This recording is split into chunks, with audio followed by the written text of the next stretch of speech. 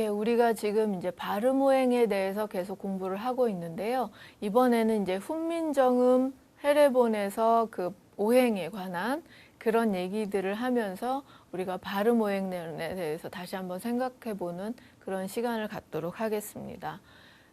지금까지 우리가 발음오행 지금 계속 공부한 것은 성명학에서 이렇게 이론적으로 내려온 그 발음오행 구분이었어요. 그래서 그 성명학에서 쓰는 이제 쭉 그 이론적으로 내려오는 그 발음오행 구분에 따라서 우리가 장명을 하고 발음오행을 구분하고 이제 기룡을 판단하고 했었는데, 이 훈민정음, 우리 한글이 만들어진 그 훈민정음 해례본이 등장하면서 훈민정음 그 해례본에 보니까 그 한글 소리 나는 그 자음의 그 오행, 발음오행을 구분을 해놨는데, 그게 이제 지금 우리가 성명학에서 쓰는 발음오행 구분과 다른 부분이 발견됐더라 하는 점이에요. 그래서 이게 이제 이 상이점이 발견이 되면서, 그러면 이제 우리가 기존에 계속 성명학에서 발음오행을 분류해서 쓰던 그거하고 훈민정음에서 구별해 놓은 그 발음오행하고가 다른 이 부분을 어떻게 해야 할 것이냐 하는 이제 그 논의가 굉장히 활발해지고 있습니다. 그래서 훈민정음이라는 것이 우리 한글이 만들어진 그런 원리, 제자 원리를 설명을 하면서 굉장히 구체적으로 그 오행을 설명을 하고 있어요. 그래서 실제로 우리가 쓰는 그 소리에서 그 오행을 연결시켜서 잘 설명해 놓은 그런 부분이기 때문에, 예, 그 한글에 그 실제 발음되는 오행을 얘기했다고 볼 수가 있는데, 그것과 우리가 지금 성명학에서 기역은 목이고 요 분류해서 쓰는 그 오행과 다른 부분이 있더란 얘기죠. 그래서 이 다른 부분을 우리가 성명학에 어떻게 적용할 것인가 하는 그런 이제 문제들이 계속 지금은 이제 성명학계에서 다루어지고 있고, 근데 이제 아직까지는 이게 명확하게 딱 그러면 훈민정음 발음오행이 더 맞으니까 그걸로 쓰자 이렇게 딱 결론이 나질 않았어요. 아직까지도 훈민정음 발음오행으로 쓰는 게 낫다, 훈민정음 발음오행으로 써야 하지 않겠느냐는 주장들이 있고, 또 대다수는 아직까지는 전통적인 성명학 이론에 의해서 성명학에서 내려오는 그 발음오행 구분에 의해서 계속해서 장명을 하고 있어요. 그래서 이 훈민정음 발음오행의 문제는 이제 현대 우리의 지금 성명학자들의 숙제라고 할 수가 있고, 계속해서 지금 논의되고 있는 분야입니다. 그래서 이제 그 성명학을 하는 사람들이 계속 연구하고 이론적으로나 또 실제적인 검증을 통해서 발음오행을 어떻게 구별해서 쓰는 게 더 맞을 것인가, 더 좋을 것인가 라는 그런 결론을 내야 되겠죠. 그래서 이제 우리가 이번 시간에는 이 훈민정음에서 말하는 발음오행은 어떻게 구분이 돼 있는지, 그런 부분을 일단은 같이 공부를 해보겠습니다. 그리고 결론은 이제 우리 지금 같이 공부하는 이 우리들 중에서도 장명의 대가가 나오실 건데, 예, 그래서 또 이제 실제로 장명을 그 업으로 삼아서 하시거나 전문가가 되실 분들이 많으신데, 그런 식으로 이제 실제로 우리가 장명, 성명학을 하는 성명학자가 되었을 때 이제 이 부분도 정말 연구하고 결론을 도출해야 되는 그런 과제로 삼아야 되는 그런 부분입니다. 그래서 이제 우리가 지금은 배우는 입장이기 때문에 우리 지금 앞에서 발음오행 구분은 공부를 했어요. 그거는 이제 성명학에서 발음오행은 이렇게 구분한다 하는 거, 기역은 목이고 이렇게 분류를 공부를 했고, 이제 지금부터 공부할 거는 훈민정음에서는 발음오행을 이렇게 얘기를 하고 있다 하는 부분을 공부를 하겠습니다. 그래서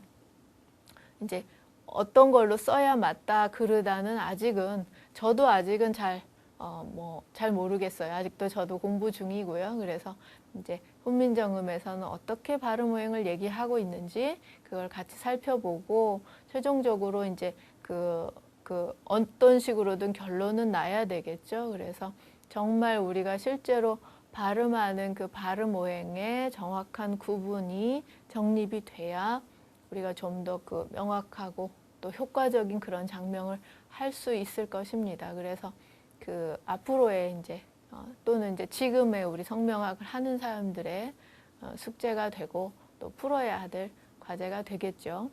자, 그래서 우리 그 훈민정음 해례본을 좀 꼼꼼히 살펴보면서 훈민정음에서 어떠한 원리로 그 발음오행을 얘기를 하는지 그 부분들을 같이 공부를 하겠습니다. 또는 이제 이 부분이 그 훈민정음이라는 그 글자를 만든 그 원리를 얘기를 하면서 가장 먼저 음양오행을 얘기를 해요. 그래서 이 훈민정음이 음양오행론을 바탕으로 만들어졌다고 얘기를 하고 있습니다.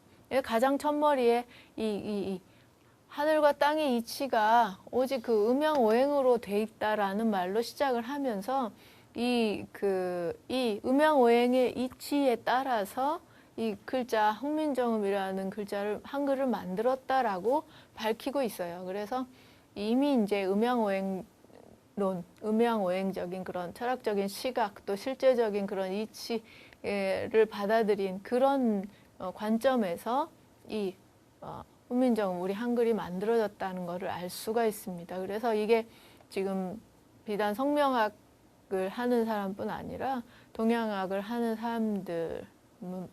사람들이라면 이 훈민정음에서 구체적으로 설명하고 있는 이런 제자 원리를 설명한 부분, 이런 부분들은 좀 잘 읽어보고 할 필요가 있다고 생각을 해요. 그래서 이 글자 한글도 이 음양과 오행을 기본으로 해서 이 우주 만물, 천지 만물 모든 것이 다 음양오행으로 그 음양오행의 이치에 따라서 만들어졌고 죽어가고 있고 또 돌아가고 있다. 그래서 이 천지 만물 모든 것이 다 음양오행으로 설명이 될 수 있고 또 그 만물의 생성 과정 다 이 어떤 것에든 사람이든 뭐 사물이든 자연이든 그 어떤 것에도 다 음양오행이 적용이 되듯이 이 사람이 발음하는 소리, 발음 기관, 입속의 모양 이런 것들에도 다 음양오행이 적용이 될 것이다.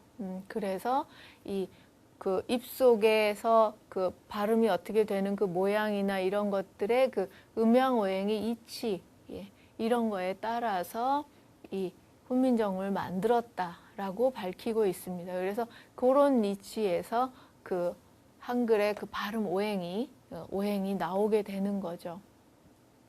그래서 좀 구체적으로 살펴보면요.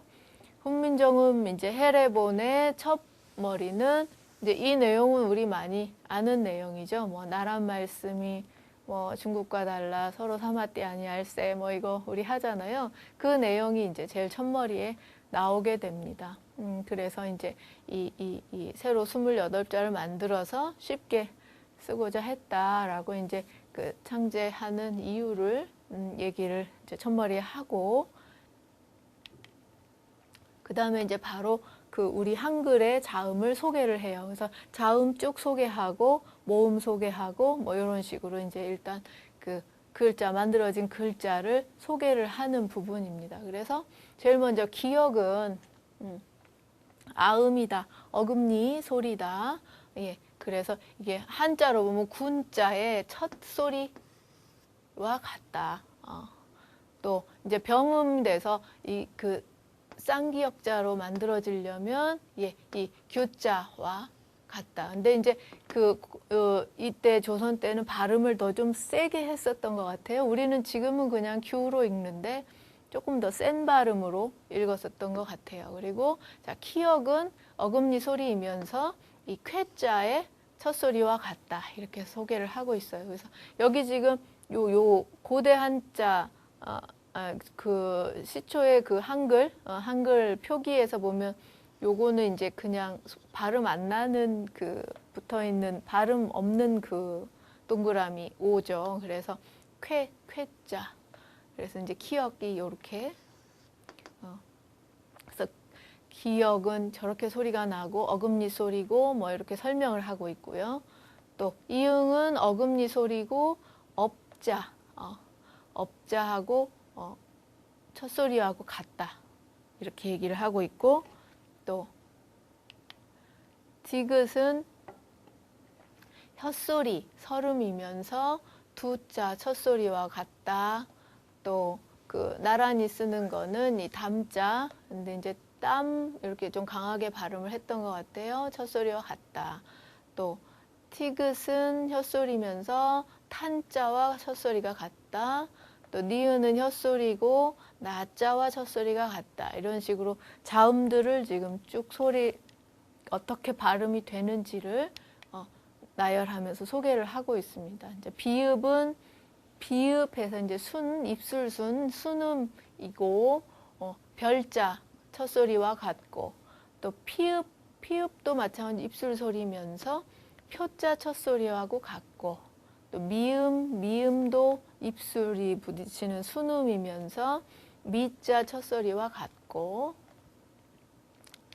자, 지읒, 치읒, 치읒, 예, 다 이소리, 이가 부딪히면 치음이면서, 예, 지읒은 즉자 첫소리와 같고, 치읒은 침자 첫소리와 같고, 예, 시읒은 술자 첫소리와 같고, 이런 식으로 이제 어떻게 소리가 나는지를 쭉 나열을 하고 있어요.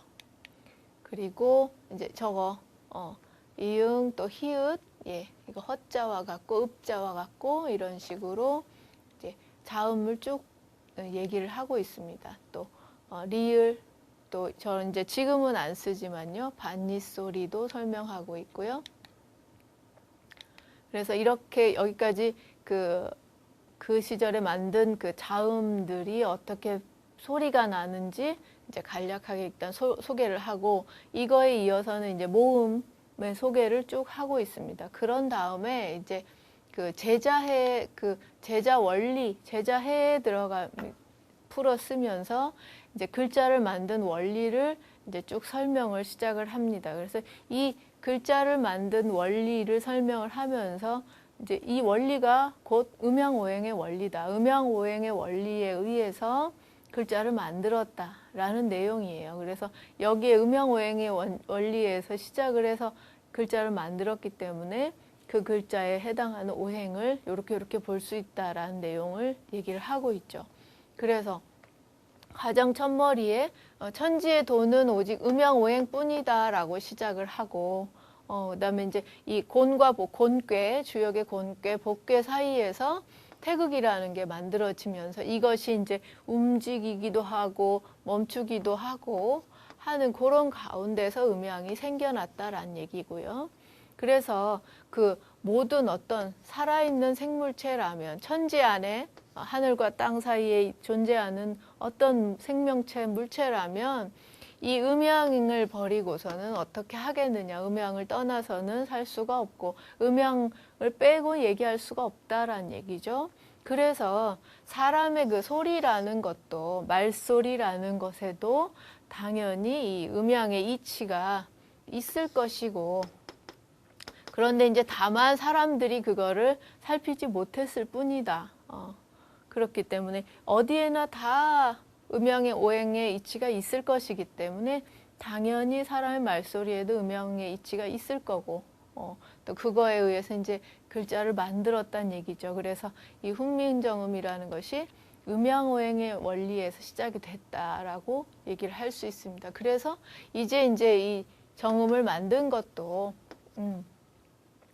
처음부터 뭐 밖에 지혜로서 뭐 경영하고 계획하고 노력하고 해가지고 어떤 찾아낸 게 아니다. 그러니까 막 억지로 어떤 기술적인 측면에서 막 억지로 끌어다 만든 게 아니고 다만 그 소리에 따라서 그 이치를, 그 음양오행의 이치를 그냥 파악해서 그 이치에 따라서 했을 뿐이다. 그 이치라는 것이 본래가 둘이 아니니 어찌 그 천지 또 귀신이 다 같이 적용되지 않겠느냐. 모든 천지 안에 모든 하물며 귀신까지도 다 이 음양오행의 원리 속에 있는 것이기 때문에 그 사람의 말소리, 이것도 음양오행의 이치에 따를 것이고, 그거를 억지로 막 다른 것을 뽑아내서 짜내서 억지로 만든 것이 아니고, 다만 그 속에 있는 음양오행의 이치를 그냥 풀어냈을 뿐이다라고 그 훈민정음이 만들어진 원리를 음양오행으로 얘기를 하고 있습니다. 그래서 이제 그 다음으로 이제 정음 28자 중에서 우선은 이제 초성 쭉 설명하고요. 그 다음에 이제 모음 설명하고 그렇게 이어져요. 그래서 우리는 지금 이제 이 초성 자음을 가지고 발음 오행을 구별을 하기 때문에 이제 그 부분만 더 자세하게 살펴보죠. 그러면 이 정음 28자는 각각 그 형상, 그 꼴, 발음되는 그 모양, 구강 구조 이런 것들을 보고 만들었다는 얘기. 그래서 초성은 모두 17자를 만들었는데, 자, 아음인 어금니 소리인 기역은 그 기역할 때 그 구강 속의 그 모양이 혀뿌리가 목구멍을 닿는 꼴이다 해서 그 모양대로를 본떠서 만들었다란 얘기죠. 그 모양대로 만들었다는 얘기고, 자, 설음인 그 니은은 자, 혀가 그 윗부분에 붙는 거, 니은 하면 윗 잇몸에 붙는 그 형상대로 만들었고, 또 입술 소리 미음은 순음은 입모양대로 만들었고, 또 치음은 이하고 부딪히죠. 그래서 이 이빨, 이의 모양대로 만들었고, 또 후음, 그래서 목구멍 소리는 후해서 이 목구멍, 동그란 목구멍 소리를 모양을 본떠서 만들었다라고 설명을 해요. 그래서 이 초성들이 무릇 사람이 그 소리 가진 거는 모두 다 그 오행에서 다 비롯된다. 그래서 아까 시작에서도 계속 음양오행에서 원리를 가지고 얘기를 했다라는 얘기를 하고 있고, 그다음에 이제 이렇게 각각 그 형상대로 기본적인 그런 초성을 만들었고, 이 초성은 그 모든 것이 다 그 오행에서 비롯된다. 그렇기 때문에 어떤 사계절에 맞춰도 어긋나지가 않고, 또 이 오음, 궁상각지우하는 그 오음에 맞추어도 어긋나지 않는다. 그러면서 이제 여기서부터 그 목구멍 소리, 뭐 입소리 이런 게 오행으로, 초성의 오행이 어떻게 배속되는지를 밝히고 있는 부분이 나옵니다. 그래서 이제 제일 먼저 그 목구멍 소리 나는 그거, 목구멍이라는 것이 일단은 깊숙하고 또 항상 물기가 있고 젖어 있기 때문에 오행으로는 수에 해당한다라고 얘기를 하고 있어요. 수다. 그래서 이 소리가, 목구멍 소리가 비고 막힘없이 잘 흐르는 것은 그 물과 같은 그런 그 특징을 가지고 있기 때문이다라는 거죠. 그래서 물과 같이 투명하고 또 잘 흐르는, 거침없이 막힘없이 잘 흐르는 그런 것과 같다. 그래서 이 계절로는 겨울에 해당이 되고 음으로는 우음에 해당이 된다.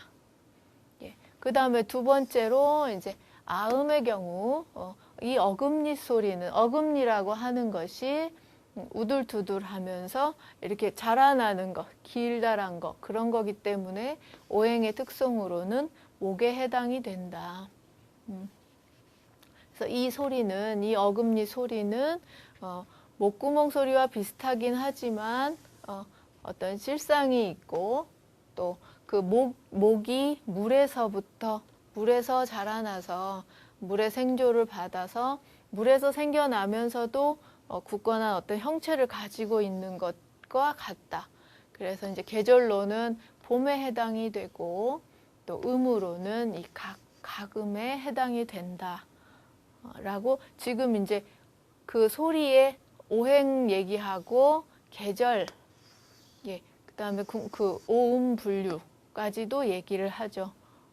그래서 이 그 소리 나는 그 형상을 본떠서 일단은 그 모양은 만들었고, 그 소리가 나는 그 이치, 그 특성을 보니까 이러한 어떤 기운을 가지고 있어서 오행으로는 요 오행으로 배속할 수 있다라고 설명을 하는 부분이죠. 자, 계속해서 이제 설음이 나는 거에서 이 혀라는 것은 좀 예리하고 날카로우면서도 움직이는 것이기 때문에 화의 속성과 같다. 화다. 그래서 그 소리가 구르면서 이렇게 불처럼 막 이렇게 날름거리는 거, 그것은 이제 불이 구르면서 또 퍼지고 막 이렇게 양양한 거, 날뛰는 거, 예, 그런 모양새와 같더라. 그래서 이제 이 혓소리를 화에 배속한다라는 얘기고, 이제 계절로는 여름에 해당이 되고, 음으로는 치음에 해당이 되고요. 자, 계속해서 이제 이 이소리, 이라는 것은 단단하고 또 뭔가 이렇게 끊는 것이기 때문에 이 속성이 금이라는 오행 속성과 같다라는 얘기예요. 그래서 오행 금으로 볼 수 있다. 그래서 이 소리는 이 소리가 부스러지면서도 또 부서지는 것 같으면서도 다시 또 연결되는 거, 그런 것은 마치 금이 깨지기는 하지만 부서지지만 또 다시 녹여서 이렇게 붙이면 또 다시 한 모양으로 다시 뭉치게 되죠. 다시 만들어지죠. 하는 그런 어떤 이치와 같다라는 얘기를 하고, 계절로 봤을 때는 금의 가을이고 소리로는 이제 상음이 된다라고, 이런 식으로 지금 그 오행을 밝히면서 이 음이 이 소리가 금에 배속되는 어떤 그런 이치적인 설명, 이유를 얘기를 하고 있죠.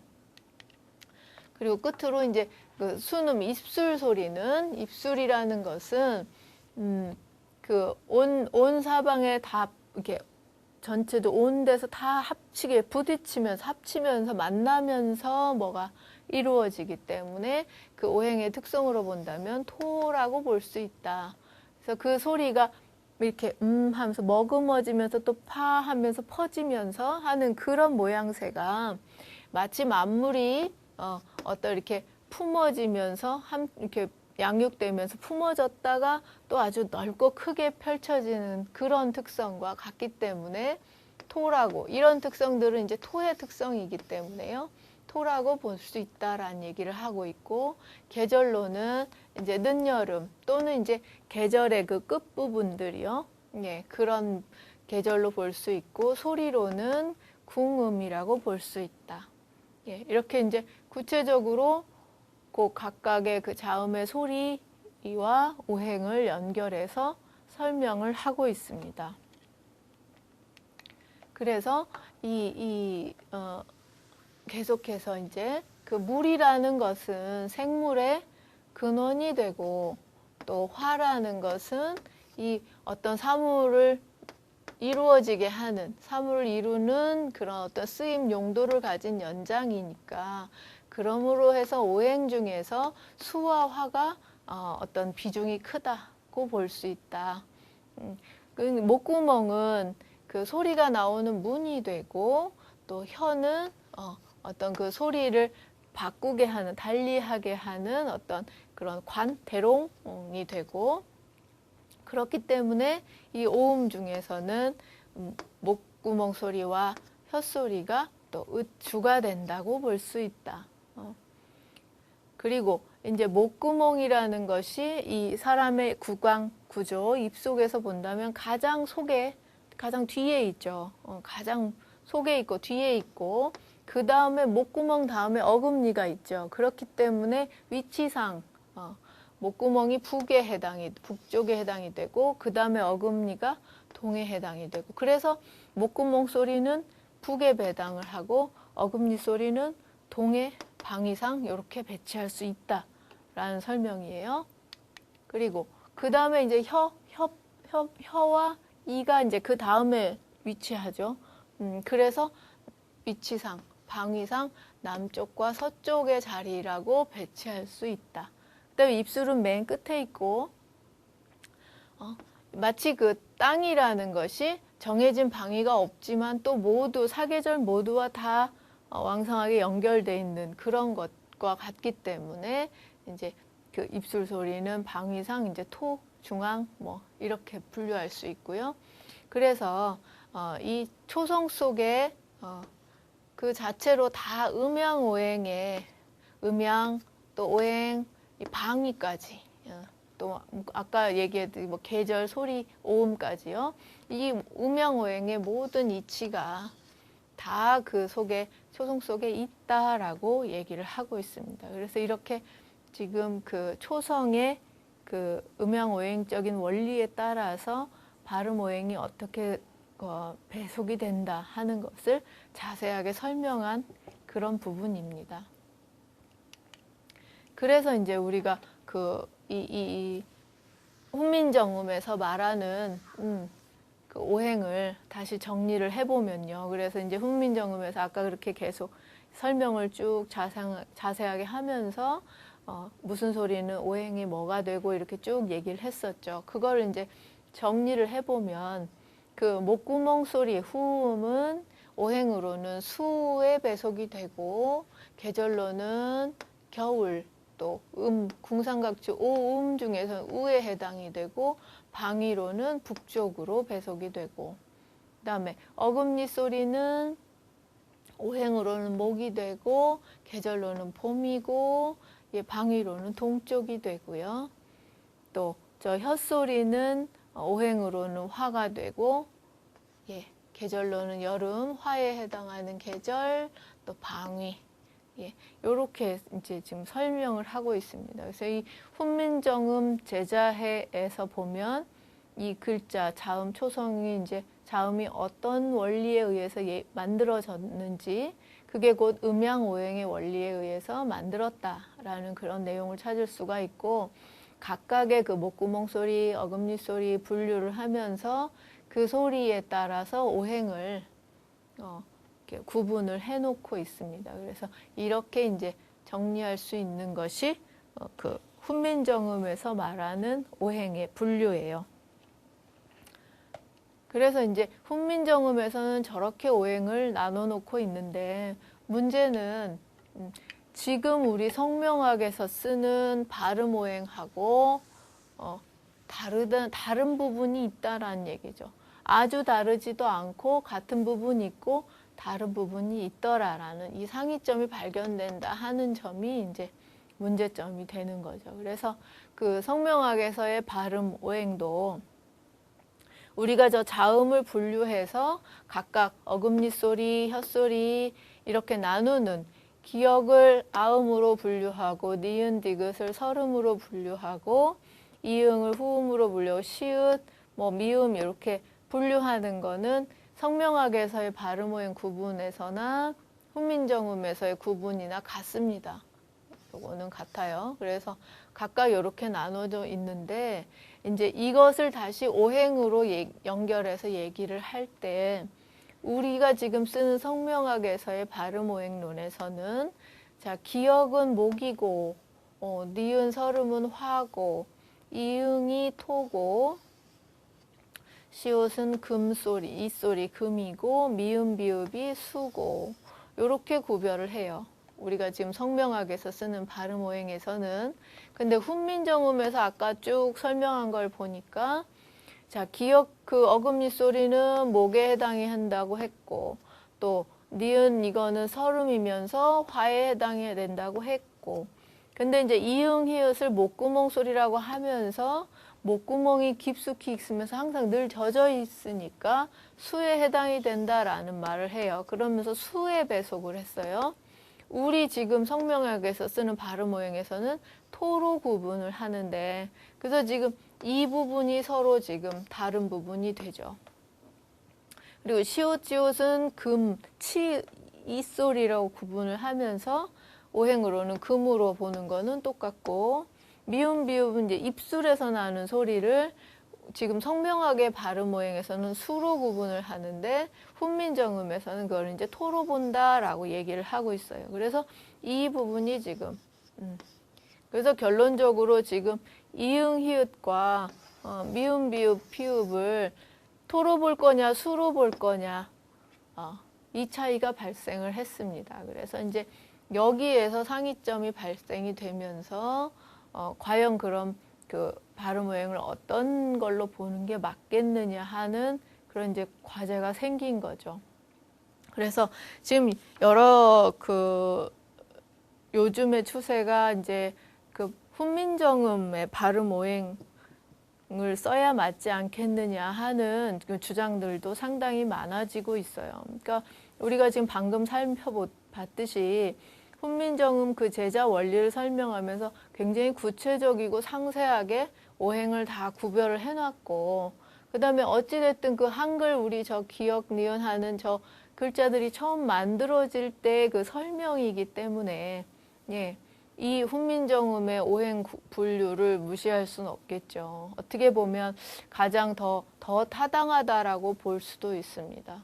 그리고 이제 상대적으로 우리가 성명학에서의 발음 오행 구분은 이 성명학에서 원래 그 시작부터도 우리가 성명학의 역사나 유래 발전 이런 것들을 살펴보면서 알 수 있었듯이 중국 쪽에서 이제 한자 문화권에서 시작을 해가지고 이렇게 전파된 그런 이제 학문이고, 그 다음에 이제 우리나라에는 우리나라 특성상 일제시대를 겪으면서 여러 가지 그 학문이나 기술이나 이런 것들이 다 그 일본의 손을 거쳐서 어떻게 보면 각색되고 일본의 손에 의해서 만들어졌다고 볼 수가 있습니다. 그러니까 순수하게 우리식으로 쭉 내려오던 어떠한 이론이나 어떤 학문, 어떤 기술들도 다 그 일제시대 때 일본 사람들의 손에 의해서 이게 다 깎이고 만들어져 버렸다는 거죠. 그래서 성명학이라는 이론 체계도 일제시대를 거치면서 이제 그 성명학 책이 나오고 성명학 이론이 정립이 되면서 그 일제시대 때 그 일본 학자의 의견도 들어가면서 어떻게 보면 일본 학자가 정리한 그런 이론들이 이렇게 정립되면서 그런 것들이 이제 같이 쓰이게 되면서 이렇게 정립되어 온 성명학이라고 할 수 있기 때문에 그 과정에서 이제 그 발음 오행의 어떤 구분, 표기가 좀 이렇게 잘못되어졌을 가능성도 좀 생각해 볼 수가 있습니다. 특히나 이제 그 한글을 우리가 오래전부터 써오긴 했지만 이 한글의 제자 원리가 설명된 순민정음 해례본이 발견된 거는 비교적 근대예요. 그렇기 때문에 어떻게 보면 그전에는 그 정확한 어떤 이론 문헌적인 발음 오행이 기역은 목이고 뭐 이런 문헌적인 그 근거가 없이 우리가 쭉 그냥 전해 내려온 대로 사용을 해오다가 이제 훈민정음 그 해례본이라는 게 발견이 되면서 이제 이 논란이 시작이 된 거기 때문에 그 이제 원리적으로 이론적으로만 생각한다면 그 우리가 쓰는 한글 발음이기 때문에 한글이 만들어진 훈민정음에서 설명하는 발음 오행을 쓰는 것이 맞지 않겠느냐 하는 것이 이제 논리적인 그런 생각들입니다. 그렇지만 이제 어쨌든 지금까지는 그렇다고 해서 장명할 때 훈민정음 오행으로 해보니까 뭐가 어떻더라 해서 그런 구체적이고 그 논리적인 그런 연구 성과들이나 이런 것들이 많아져가지고 훈민정음 발음 오행으로 써야겠다라고 이게 정설이 되지는 아직은 않았어요. 아직은 그래서 아직까지는 어찌됐든 그 기존의 성명학에서 발음 오행 구분한 대로 이 구분으로 가지고 장명을 하고 이제 그 성명학을 이어가고 있습니다. 그래서 이제 우리도 지금 이제 좀 그 전통 성명학을 공부하는 입장에서 우선은 아직까지는 그 기존에 전해 내려오던 성명학에서의 발음 오행 구분으로 우리도 이제 장명하는 방법들을 공부를 할 텐데요.